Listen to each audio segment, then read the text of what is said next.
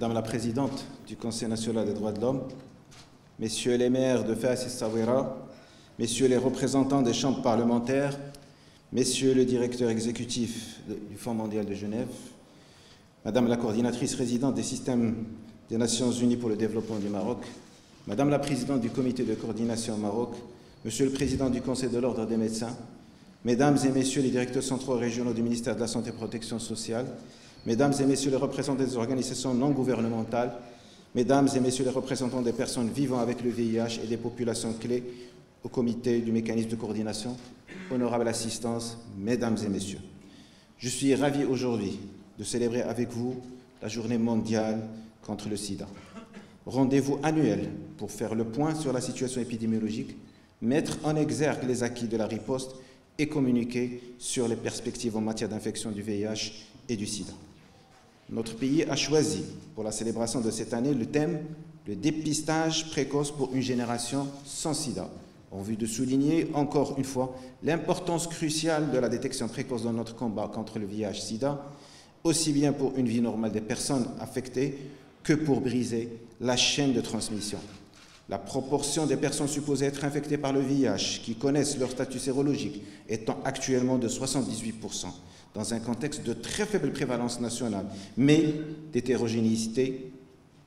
géographique et de concentration de l'infection parmi certaines catégories de la population plus exposées, aussi bien au VIH et aux infections sexuellement transmissibles, aux hépatites virales et à la tuberculose. Ainsi, nous lançons avec nos partenaires nationaux et internationaux, à l'occasion de cette journée mondiale, notre plan stratégique national de lutte intégrée contre le sida, l'hépatite virale et les infections sexuellement transmissibles pour la période 2024-2030. Premier en son genre dans la région de Méditerranée orientale et de l'Afrique du Nord, mais visant à éliminer ces 3 infections à l'horizon 2030, conformément aux objectifs du développement durable. Pour sa mise en œuvre pour la période 2024-2026, des financements de plus de 300 millions de dirhams seront mobilisés par le budget de l'État, de 170 millions de dirhams par la subvention du Fonds mondial et de 15 millions de dirhams à travers le plan conjoint des Nations unies, sans compter les autres ressources mobilisées par les partenaires institutionnels et la société civile.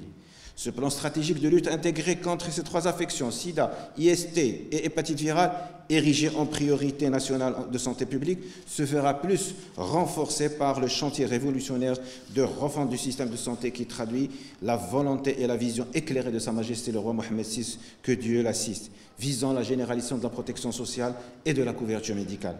Ainsi, le nouveau mode de gouvernance en santé, la réorganisation de l'offre de soins, la valorisation des ressources humaines et la digitalisation qui constituent les 4 piliers fondamentaux de ce chantier de refonte permettront un meilleur ciblage et une plus grande synergie d'action au niveau régional, aussi bien en matière de prévention et de dépistage qu'en matière de prise en charge et d'accompagnement, en prenant davantage l'approche droit humain dans toutes les interventions. Mesdames et Messieurs, en fin 2023, le Maroc boucle ses 35 ans de lutte contre le sida et peut être fier des résultats notables auxquels celle-ci a abouti, objectivés concrètement par la baisse notable de 43% des nouvelles infections VIH et la baisse aussi des décès liés au sida entre 2012 et 2022, ainsi que par la réduction aussi de la prévalence globale de l'infection à 0,07%.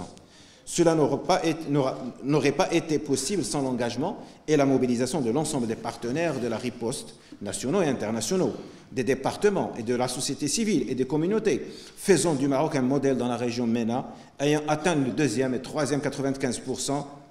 des seuils requis pour l'élimination relative à la couverture par les antirétroviraux des personnes séropositives et la suppression de la charge virale.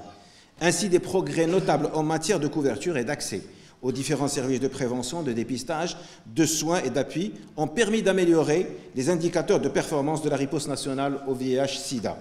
Les programmes de prévention combinés et de réduction des risques, où les communautés jouent un rôle important, ont continué leur extension pour toucher encore plus de populations clés vulnérables. En termes de dépistage, 1700 structures de santé, dont 90 communautaires et 70 au niveau des établissements pénitentiaires, offrent actuellement le conseil, le test VIH, avec près de 400 000 tests VIH réalisés annuellement. Le dépistage communautaire est aujourd'hui institutionnalisé, réglementé, et l'autotest VIH est actuellement en phase de mise à l'échelle après une expérience pilote. En matière de prise en charge, le Maroc s'est toujours aligné avec les recommandations internationales, faisant introduire les antirétroviraux les plus efficaces dans les protocoles thérapeutiques. Ainsi, le nombre des personnes vivant avec le VIH bénéficiant gratuitement et sans condition préalable du traitement antirétroviral a été multiplié par 4 entre 2012 et 2022. Notre pays dispose actuellement de 40 centres référents de prise en charge, 22 laboratoires offrant le diagnostic et le suivi biologique de l'infection par le VIH. Et en parallèle, un modèle de prise en charge différencié du VIH est en cours de pilotage avec le secteur pénitentiaire, le secteur privé et le secteur communautaire. Mesdames et messieurs, toutes ces interventions en matière de dépistage et de prise en charge sont accompagnées par une stratégie nationale sur les droits humains et le VIH pour créer un environnement favorable. Cette stratégie est désormais intégrée et concernera pour la période 2024-2030 le VIH, la tuberculose, les hépatites virales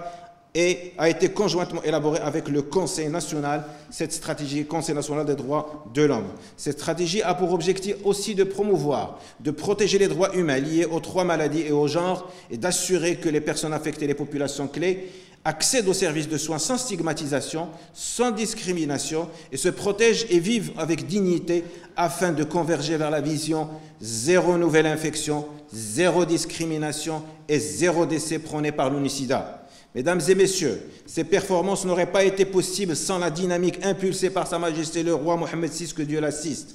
et les avancées politiques et sociales instituées sous son leadership, reconnaissant fondamentalement